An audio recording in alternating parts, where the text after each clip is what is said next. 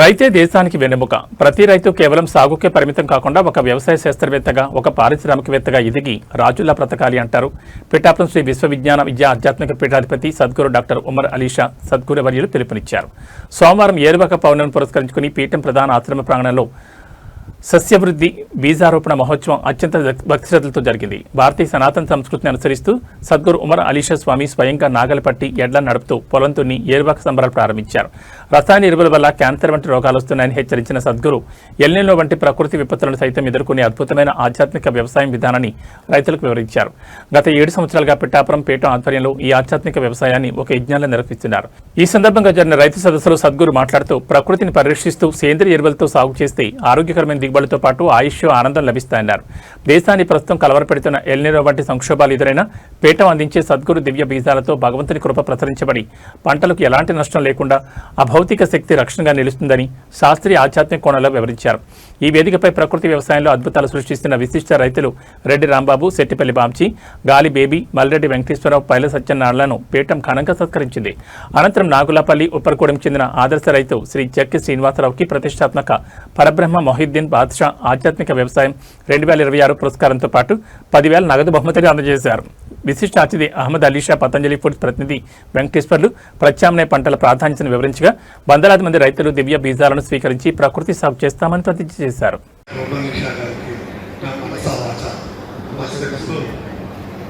అలాగే వేదికని అలంకరించినటువంటి ప్రముఖులు, శాస్త్రవేత్తలు, వ్యవసాయ శాస్త్రవేత్తలందరికీ, అలాగే ఈ పీఠానికి వచ్చినటువంటి సభాసభ్యులు, సభ్యులు, వ్యవసాయదారులందరికీ ఏరువాక సందర్భంగా నేను అందరికీ శుభాకాంక్షలు తెలియపరుస్తూ సమాజంలో ప్రచారం చేయడానికి ఏరువాక పౌర్ణమి యొక్క ప్రత్యేకతను సమాజానికి వ్యవసాయ కార్యక్రమాలు అందరికీ తెలియజేయడానికి ఈ ప్రత్యేక కార్యక్రమంలో ఈ ప్రత్యేక పుట్టిన ఏర్పాటు చేసుకున్నాము. రైతుల సోదరులందరికీ మనకు ఎన్నో పండుగలు ఉన్నాయి. వారి వారి మత ధర్మాలు మన పండుగ, మన రైతుల సోదరులందరి పండుగ ఏది అన్నట్లయితే ఏరువాక పౌర్ణమి పండుగ. ఈ పండుగలో మన వ్యవసాయ కార్యక్రమాలు వ్యవసాయాన్ని ఒక మార్గదర్శకంగా ఉండేటువంటి గోమాతను పూజించి, మనం పరికరాలను పూజించి, మనం ఆ యొక్క వ్యవసాయంలో అడుగుపెట్టి మనం వ్యవసాయ కార్యక్రమాలు ప్రారంభించుకుంటూ ఉండడం అనేటువంటిది మనం ఎప్పటి నుండో ఆనవాయితీగా మనకు సహజం. అంటే ఈ పండుగ కొన్ని కాలం పాటు మనం మర్చిపోయాము, కానీ ఆ పండుగలు, ఆయా పూర్వ పద్ధతులు, ఆ పూర్వ ఆచారాలు, ఆ పూర్వ సంస్కృతిని మనం బతికించుకోవాలి. అవన్నీ కూడా మన పూర్వకాలంలో ఋషులు, యోగులు అందులో ఉండేటువంటి అద్భుతమైనటువంటి ఏరువాక పౌర్ణమి సందర్భంగా శ్రీ విశ్వవిజ్ఞాన విద్యా ఆధ్యాత్మిక పీఠం ఆశ్రమంలో ఈ రైతుల సమక్షంలో మరియు శాస్త్రవేత్తల సమక్షంలో వ్యవసాయంలో నిష్ణాతులైనటువంటి పద్మారెడ్డి గారు వంటి వారి సమక్షంలో ఈ రోజున ఏరువాక పౌర్ణమి కార్యక్రమాన్ని నిర్వహించుకుంటున్నాం.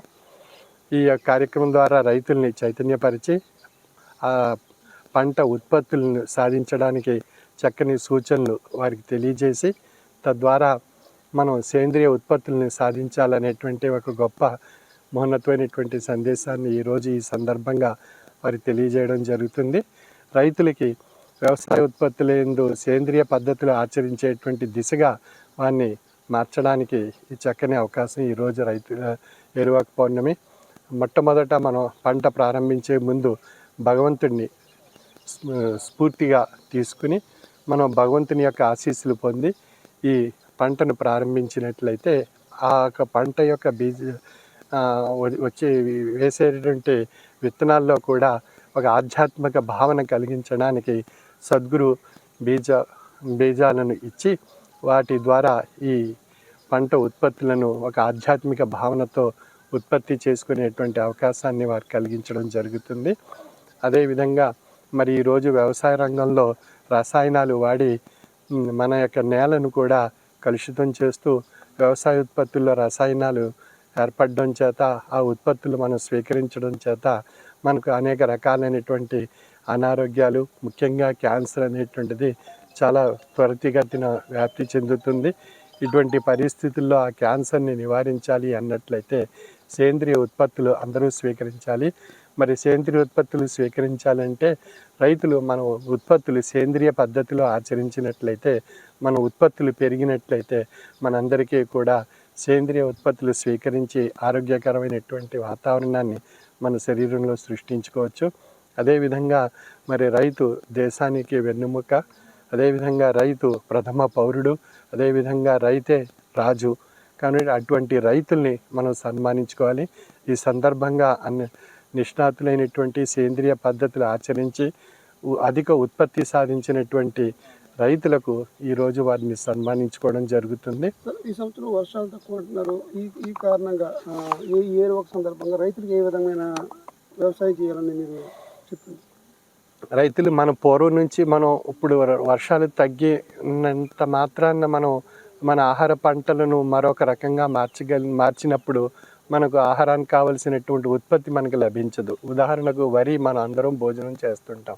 మరి వరిని తగ్గించినట్లయితే మరి వరి యొక్క ఆహారం మనం లభించకపోయినట్లయితే, ధాన్యం భోజనం కింద లభించకపోయినట్లయితే ఎంతో నష్టం జరుగుతుంది.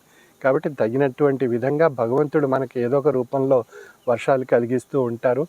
మనం అనుకుంటూ ఉంటాం ఎలినో వల్ల వర్షాలు రావు, ఎండలు ఎక్కువ ఉంటాయి, తీవ్రమైనటువంటి సంక్షోభం ఉంటుంది, దానివల్ల మనం వ్యవసాయం మార్చుకోవాలి అని చెప్పి మనం అనుకోవడం వల్ల మన ఉత్పత్తి తగ్గిపోతే ఆహారం యొక్క డిమాండ్స్ పెరిగిపోతాయి, వరి యొక్క ధాన్యం యొక్క విలువ పెరిగిపోద్ది. అప్పుడు మనందరం భోజనం చేయలేం.